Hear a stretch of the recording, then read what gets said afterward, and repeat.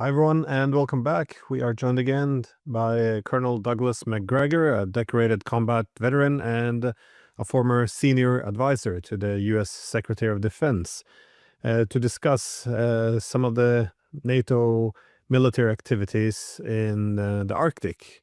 So I'm seeing from the headlines now that the United States, Germany, Norway are conducting anti-submarine warfare drills in the Barents Sea at the same time as we're fighting a proxy war against Russia, of course, in Ukraine, which is now falling apart and escalation is expected. So this seems to be very dangerous stuff. What do you read into, or what are you seeing in terms of what appears to be a bit of a provocation?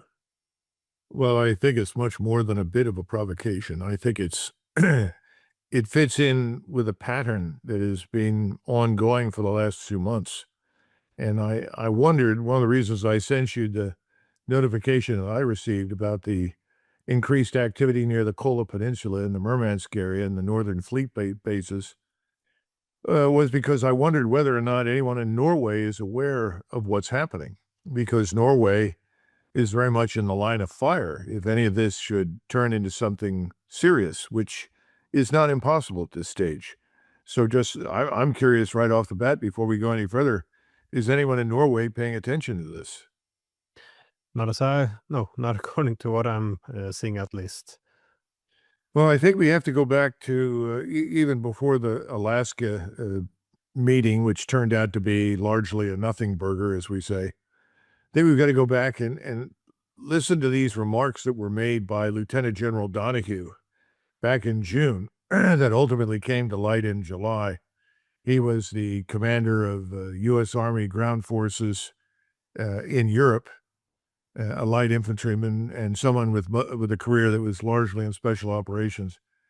And he talked about the fact that, quote unquote, forces under his command could take Kaliningrad, the part of East Prussia that Russia kept after the Second World War, which is now sovereign Russian territory, in a few hours. That this place, which is not only a naval base and a production facility for naval vessels and equipment, but also a major hub for Russian military capabilities, especially in terms of rockets, missiles, strike, and air and missile defense. This is not something that we should take lightly, and the fact that he would go public and make such a statement really shocked me and many others because normally, senior officers do not make statements like that in public. In fact, that's the last thing you would want them to do. But what I'm seeing now is basically a pattern. And I think that he was saying things that I think both President Trump and probably Secretary Hegseth welcomed. I think that we are locked into this notion that bullying tactics will work, that you can bully or intimidate Moscow or Beijing or Tehran or anybody else, or for that matter, New Delhi, to doing whatever it is that you want them to do. I think it's very dangerous. And what I read this morning that struck me was not that it's the first time that we've had a lot of aircraft flying on the periphery of the Russian air defense identification zone. We've also got a lot of vessels carrying Tomahawk missiles, as you pointed out, not only Navy, but also Norwegian, and that they're moving towards Novaya Zemlya, which is very unusual. It's up on the Arctic. Then you also had a a B-2A bomber fly a route to Norway and back to the United States in the middle of all of this.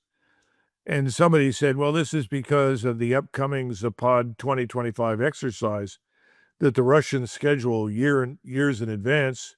Everyone's notified, knows it's coming. I don't think that's really true. I think what we're seeing right now is an attempt to bully by practicing strikes on Russian facilities using bombers and missile carriers. And as you just pointed out, practicing for the purpose of attacking Russian submarines. All of this, I think, in the minds of President Trump, the Secretary of Defense, and probably the Secretary of State Rubio, is designed to frighten or intimidate Moscow into doing whatever we think we want them to do in Ukraine. And of course, I don't see any evidence that that will do the trick. On the contrary, I think it's much more likely to really provoke the Russians, and you end up in a very tense environment where the slightest mistake could result in a confrontation that, truthfully, I don't think anybody wants.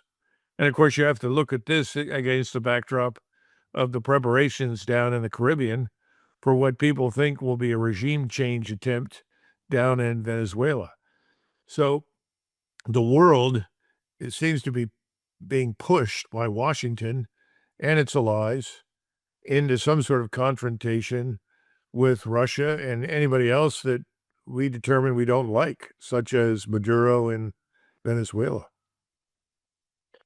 Well, the context is quite important because for Russia, its whole history has been the struggle to acquire reliable access to waterways. And it has three oceans on its western borders, the Arctic, Baltic, and the Black Sea. Now, I guess it's no secret that the key objective in this Ukraine war was to make the Black Sea a NATO lake. But in the Baltic Sea, though, you have the Poland, the Baltic states arguing that the Baltic Sea is now a NATO lake since Sweden and Finland joined. You also have the former NATO Secretary General Anders Fogh Rasmussen arguing that we could now put a blockade on St. Petersburg if we choose, given that we now have Finland and Sweden in. A while ago, you had Financial Times publishing an article that Denmark could block Russian oil tankers from reaching markets in the Baltic Sea. And of course, the last sea, the Arctic, is also now becoming a bit more militarized with more U.S. bases across Scandinavia. But but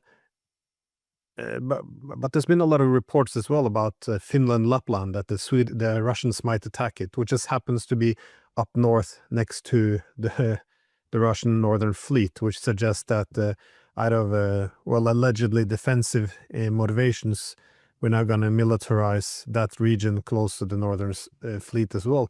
But this is something you might expect, though, if we're losing a war in Ukraine, the economic pressures on the rest of the world isn't working.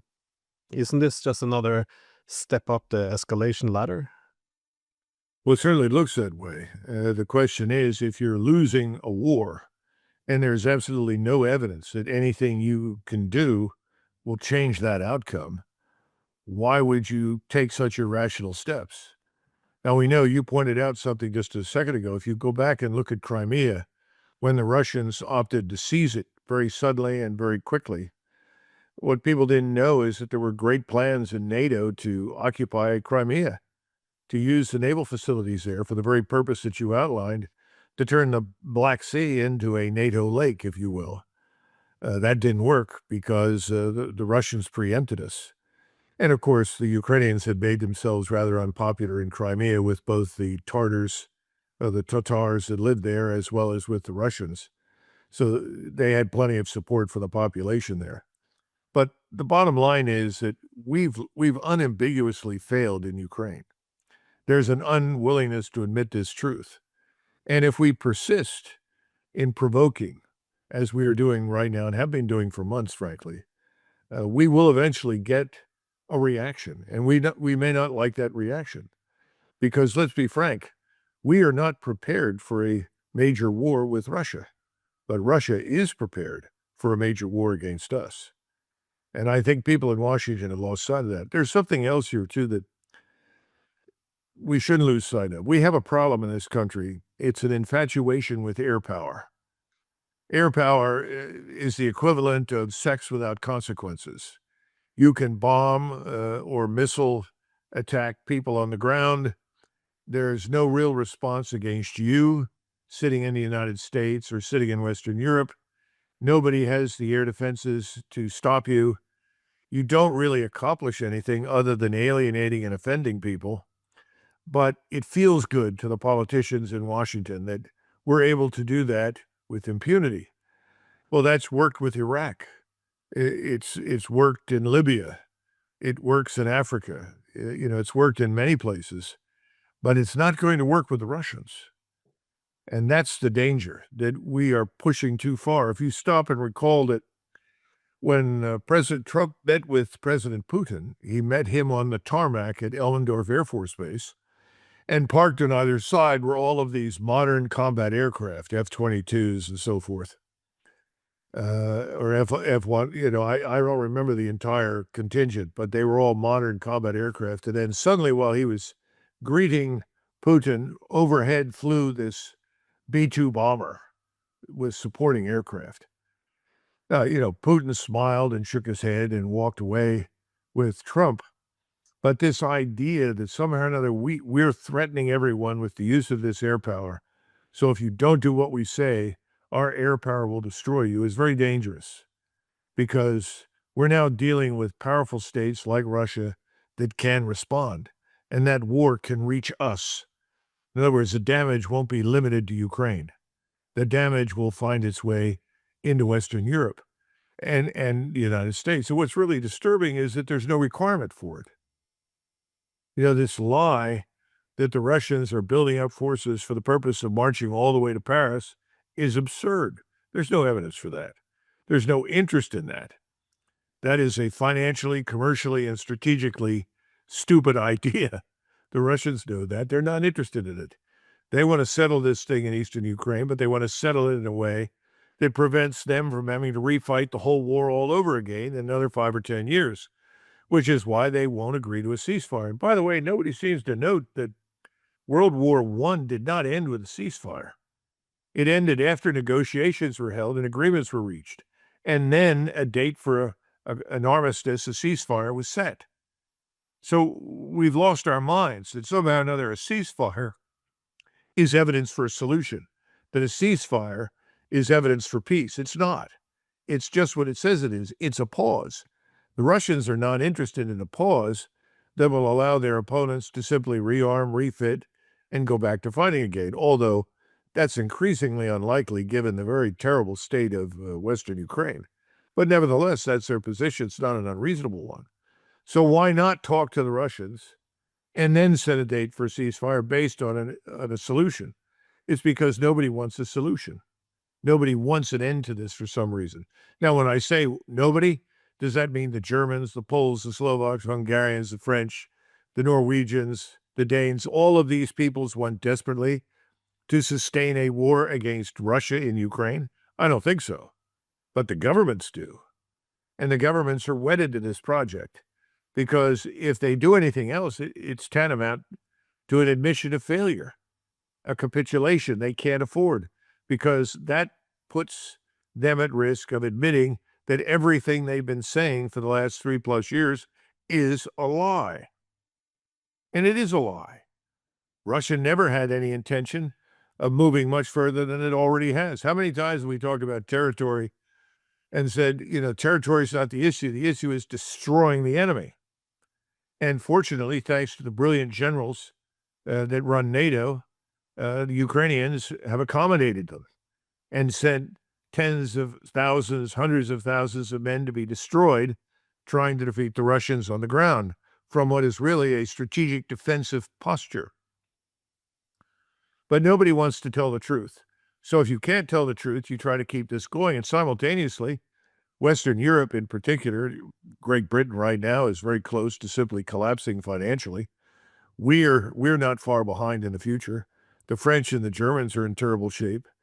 So what makes you think sustaining these provocative acts against Russia is going to improve the situation for these globalist elites?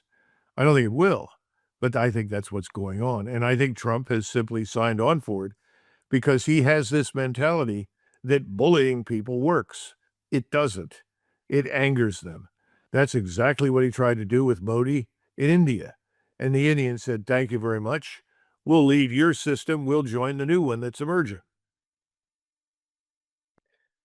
But I'm thinking only 3 months ago we had this attacks on the military base in Murmansk. Again, it's quite a long way away from Ukraine. Do you see this as being a strategic target for NATO if NATO would want to, not necessarily a decapitation strike, but something to cause significant disruptions within Russia and panic, if you will, lower its its fighting ability. Is Murmansk a strategic target in this sense? Yes, it has been for a long time. It certainly was throughout the Cold War because of the Russian and then earlier Soviet submarine base and capabilities. The question is why? How does this help Europe? How does this help Russia? How does this help Ukraine? Nothing. Nobody benefits from this. This is a losing proposition. But the Russians, and this is the point that people need to understand, if we do this, they're prepared for it, and they will strike back. So instead of looking at Murmansk and saying, oh, look, we can make life for the Russians miserable by harming their access to the Arctic, harming their naval capability in Murmansk, why don't we look at the various things the Russians can do? Because they have missiles now that can reach targets anywhere in Norway all the way down to southern Portugal. Well, if that's true, how are we going to defend ourselves? And we know NATO has said categorically that they cannot defend more than perhaps 5% of NATO territory with their air and missile defense capabilities. Well, what have we completely lost our minds? If they came back and said, well, we could defend half of it, that might be worth exploring and talking to somebody about, but it's completely unrealistic if you say 5%, because the Russians can cover 90% of the area. So why would anybody do this? Again, I think it's the desperation in these capitals, and I think it's this childish mentality in Washington that somehow or another it's their way or the highway. And I think we've now seen in China evidence that everyone has said, your way is unacceptable, we'll take the highway. And there are costs associated with this. More than 40% of the world's population, its resources, mineral resources, oil, gas, everything, lies with this organization called BRICS. That's only going to grow in the future. So you're making enemies of people with whom you'd be better off trading, people who have things you need. But we've chosen the opposite. It's a deliberate choice, and it's stupid, and it's dangerous. And these things are not going to be taken lightly in the future the way they have been for the last 3 years. That's what worries me most of all. I think the Russians have reached the end of patience, or close to it. It seems a bit too mad for provoking a direct war with Russia in this way. But on the other hand, nothing these days seems to make sense. I mean, when the Europeans, they keep signaling that the security can only mean to defeat Russia. That is, when they have these military exercises, they only say we have to deter because, they're going to invade all of Europe for some reason. But when you have a policy of refusing diplomacy, refusing to sit down with the Russians, and only sending weapons, this is the only way of ending the war, is military defeat of the world's largest nuclear power. You do have some mad people, I guess, in power. I don't understand how they expect this to play out, or even this, coalition of the willing just meeting in Paris. They will make no concessions, only to continue the fighting. How do you make sense of this, given the direction of the war? Well, if you go back through NATO, and this is true for when I served in it, it was rare, if ever, that you could get every member of the NATO alliance when it was 19, when it was 22, when it was 26 or 32, to agree to anything.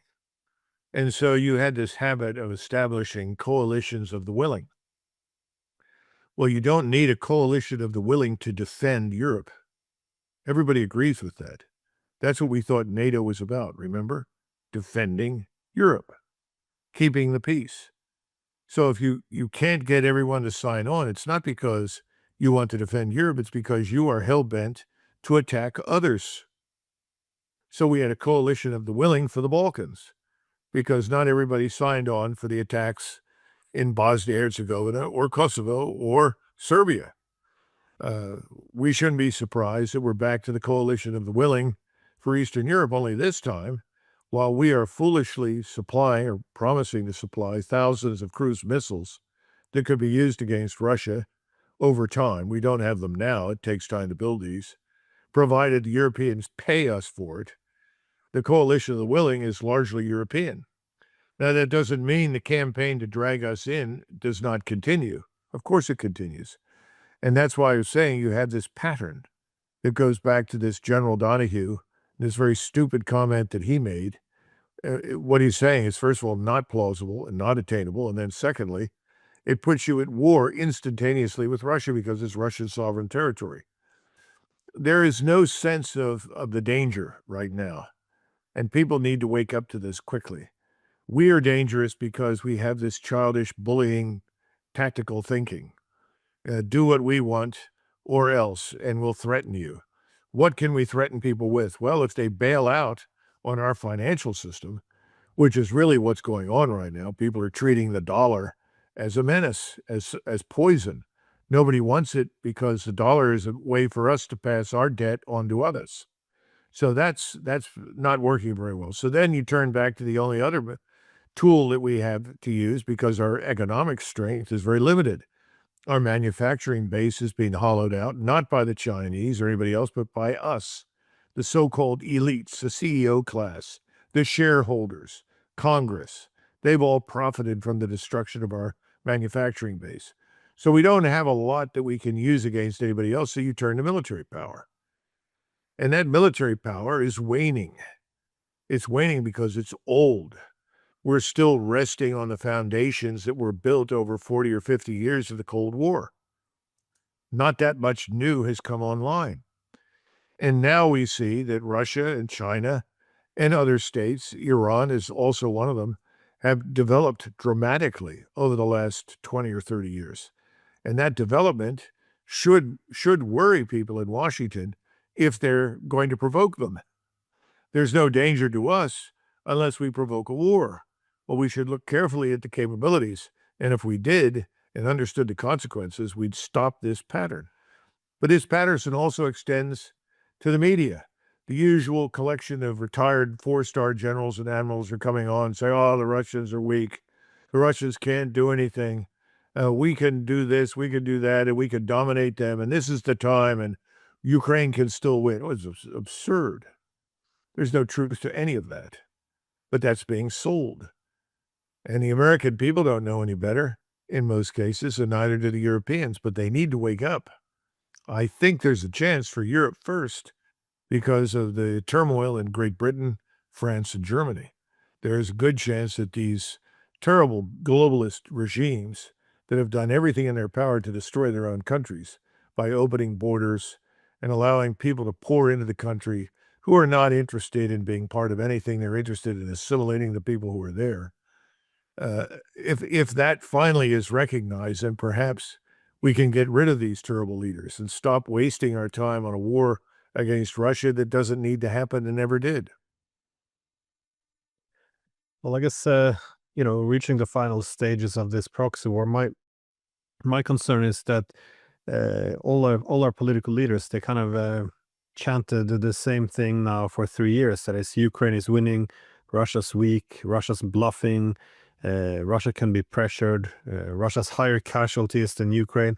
All of these narratives which seem to have the same purpose, that is to gain public support for a long war. But they are all fake narratives. Most of them don't make much sense at all. But again, if there's no dissent, there's no accountability. But once the war is lost, a lot of this will be exposed for what it was, just a big war propaganda campaign. So I'm kind of just going with the assumption that there will be some massive escalations now as we're losing this war.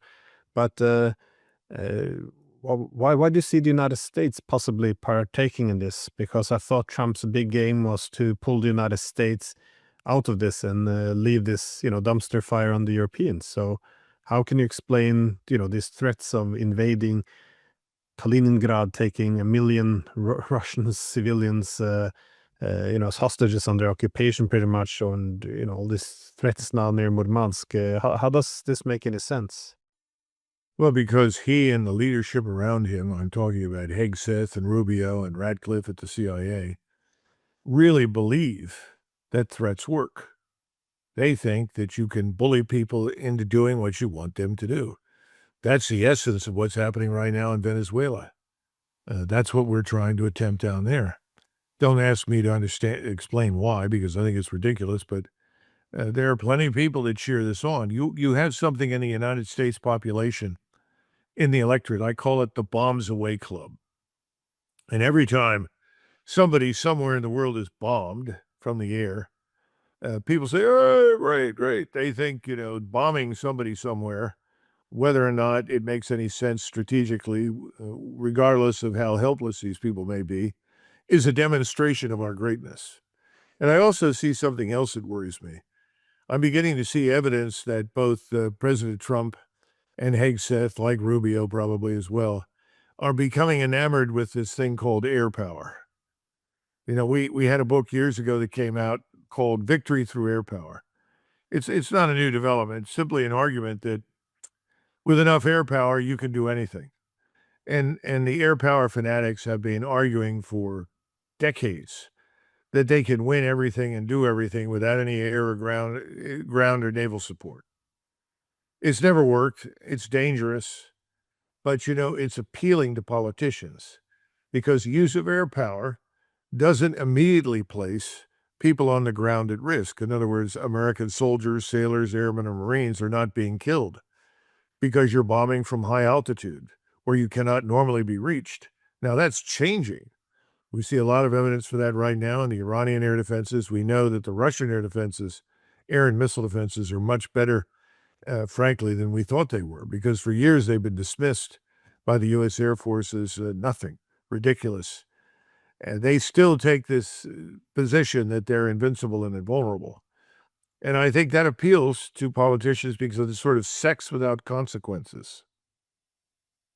There's no consequence to what you're doing, or so you think, but they're wrong.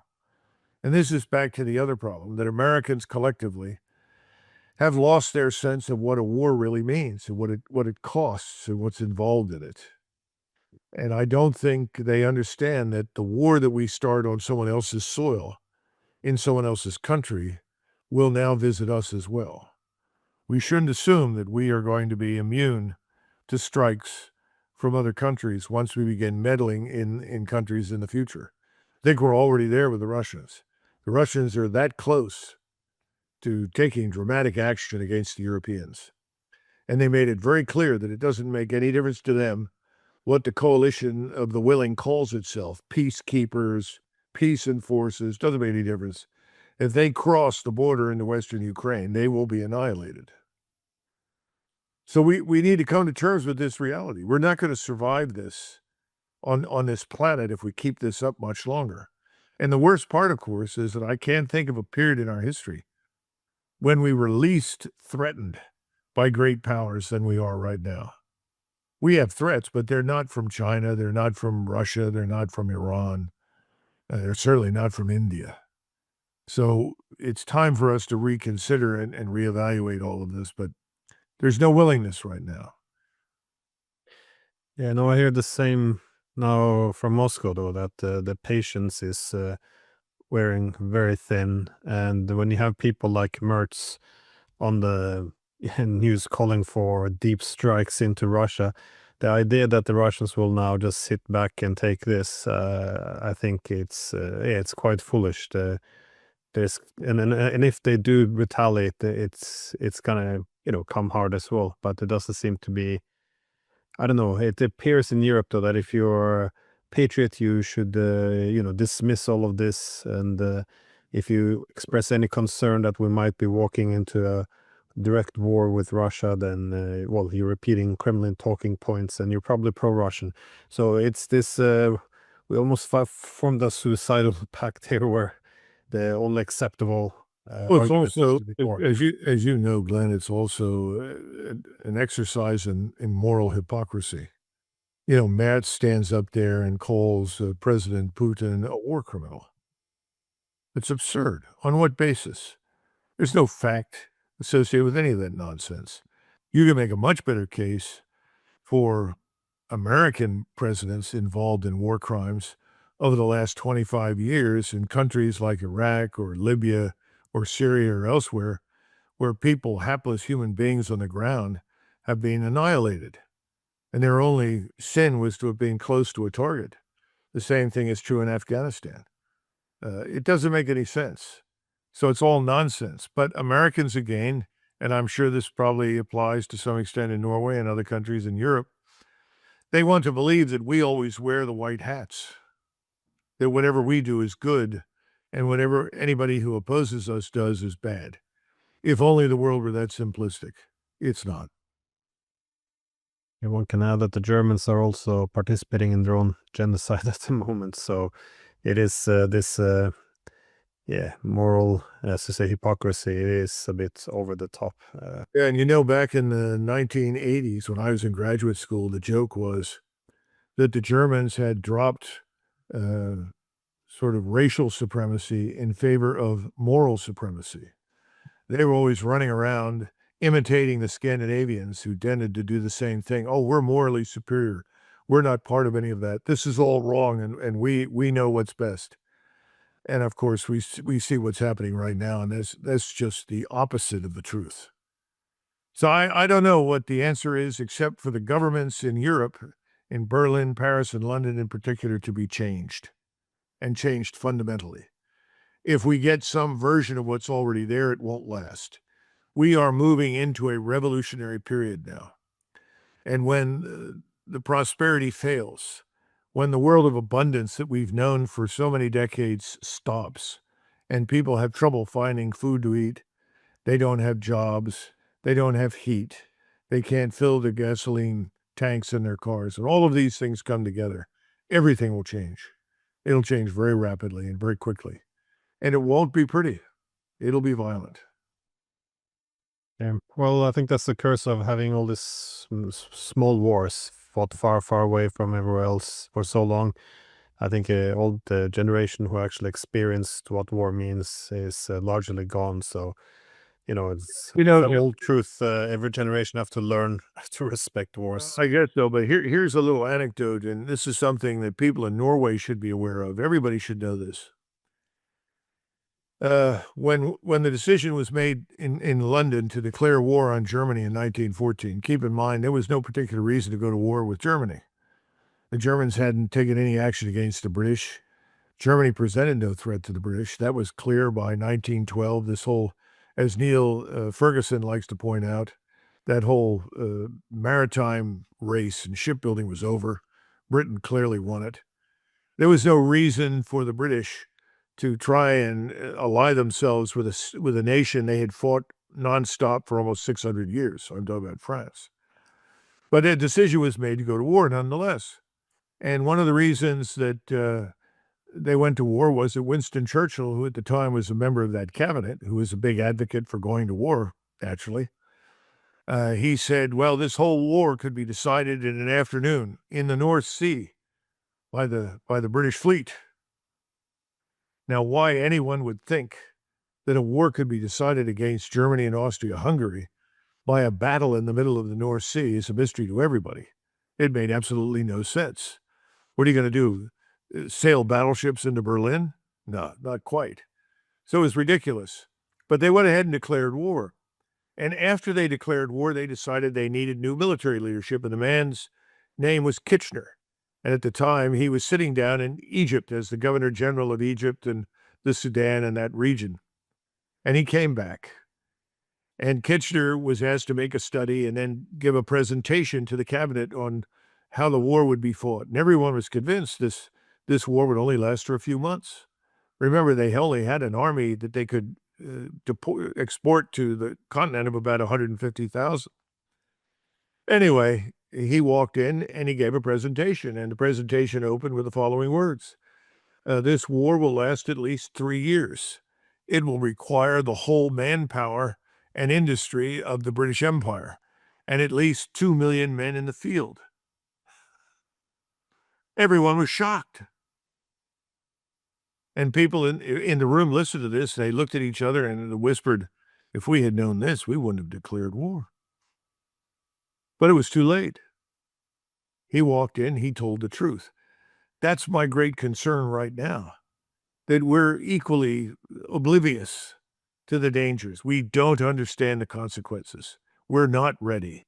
We need to stop behaving badly.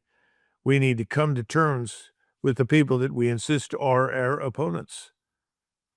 But you see, we have become so self-righteous, so hypocritical, and so enamored of ourselves that we can't do it. That's dangerous. I think this foolish calculations taking us deeper into war, though, that this process already started. If you remember back in March of 2022, it was said that Russia only had a few days left of missiles and artillery. Uh, if you put sanctions on them, the economy would collapse before the weekend was over. And of course, the whole world would join in on the isolation of Russia. So, and again, that was 3.5 years ago. So, and now we only go for escalation. But of course, if someone would have said this 3.5 years ago, that we're going to supply and start to do long range strikes into Russia, probably people would have been a bit more concerned. But it's this slow incrementalism, this salami tactics that gradually pulls us into this, which makes it very difficult to pull out as well and accept the losses. Anyways, Colonel Macgregor, thank you so much. And yeah, very concerning development. So I appreciate your insights. Thank you, Glenn. Bye-bye.